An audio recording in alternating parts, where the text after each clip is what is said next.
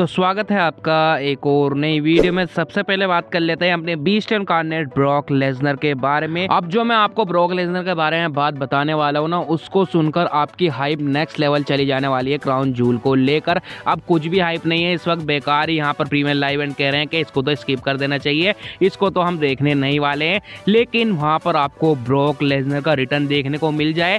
अब मैं कंफर्म करके नहीं कह रहा हूँ, कभी आप बाद में आकर मेरा गला पकड़ो, मुझे गाली बको कमेंट्स में, तूने तो ऐसा कहा था, लेकिन ब्रॉक लेसनर तो आया नहीं।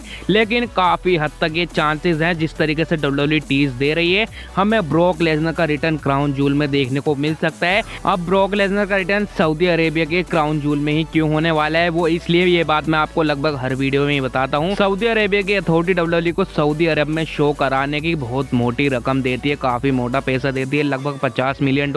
और जब ये यूएसए में कोई शो कराते हैं, बस इन्हें वहाँ की अथॉरिटी 10 या $15 मिलियन दे देती है मैक्स टू मैक्स। और यहाँ पर आप देख सकते हैं कितना बड़ा लेवल का यहाँ पर इन्हें अमाउंट मिलता है। अब जब सऊदी अरेबिया वाले इतनी बड़ी रकम देके डब्ल्यूडब्ल्यूई की जेब गर्म कर रहे हैं, अब डब्ल्यूडब्ल्यूई क्यों नहीं मानने वाली उनकी बात। अब सऊदी अरेबिया की अथॉरिटी ने ट्रिपल एस से ये तो कहा ही होगा कि बिल्कुल भी हाइप नहीं है क्राउन जूल की, इसकी हाइप कैसे न कैसे करके जनरेट करो, हमें कुछ बड़ा मूवमेंट चाहिए क्राउन जूल में। तो वहाँ पर हमें ब्रॉक लेसनर का रिटर्न देखने को मिल सकता है, और ऐसी भी पॉसिबिलिटी है वहाँ पर हमें गोल्डबर्ग देखने को मिल सकते हैं जो इंटरफेरेंस करेंगे गुंथर वर्सेस कोडी रोड्स के क्राउन जूल चैंपियनशिप वाले मैच में। तो ये कुछ हमें सीन देखने को मिल सकता है। वैसे आपको क्या लगता है कि ब्रॉक लेसनर क्राउन जूल में अपना रिटर्न करेंगे या नहीं, आप मुझे कमेंट्स में जरूर से बताइएगा। इसके बाद बात कर लेते हैं माइकल कोल के बारे में। आप डब्ल्यूडब्ल्यूई देखते होगे तो आप माइकल कोल से तो वाकिफ ही होगे, कितने कमाल के लेजेंडरी यहाँ पर उन्हें कह सकते हैं, इतने कमाल के यहाँ पर ये कमेंटेटर हैं। अब क्वेश्चन ये निकल कर आ रहा है इस हफ्ते के स्मैकडाउन पर, माइकल कोल कहाँ थे। आपने स्मैकडाउन का एपिसोड देखा होगा तो वहाँ पर कमेंट्री पे बैठे हुए थे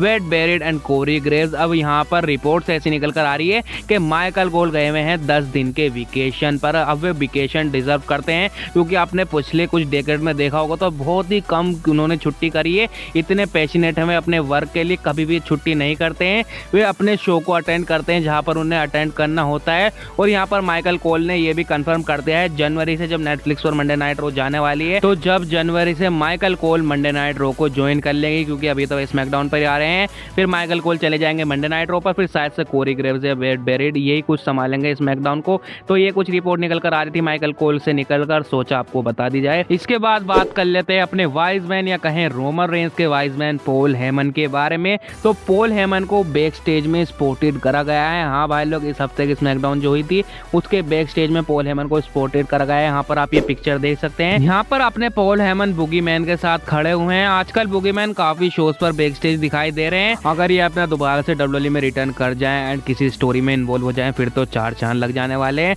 अब पॉल हेमन के बारे में बात करें तो पॉल हेमन भी काफी ज्यादा बैक स्टेज में अब दिखाई देने लग गए हैं। रोमन रेंस के साथ वे लगभग हर ही शोज पर रहते हैं, एंड हमने इन्हें समर स्लैम में देखा था और बैड ब्लड में भी थे, और इस हफ्ते की स्मैकडाउन पे थे, तो काफी ज्यादा ये स्मैकडाउन पर रहते हैं, बैक स्टेज रहते हैं रोमन रेंस के साथ। अब पॉल हेमन को पिक्चर में देखे तो पिक्चर में तो ये हर तरीके से फिट लग रहे हैं, मुझे लगता है रेडी है डब्ल्यूडब्ल्यूई टेलीविजन पर आने के लिए, लेकिन अभी डब्ल्यूडब्ल्यूई ने लाने नहीं वाली, अभी इन्हों का सही स्पोर्ट नहीं आया है।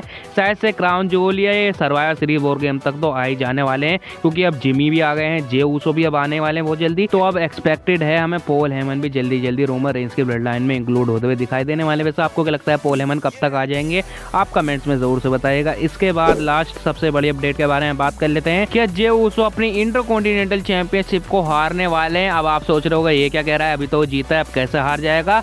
अब ये हार सकते हैं, क्योंकि इन्हों को ब्लड लाइन की स्टोरी लाइन में आना है, और इस हफ्ते की मंडे नाइट रो में Jey Uso versus Bron Breakker का मैच भी है फॉर द इंटरकॉन्टिनेंटल चैंपियनशिप।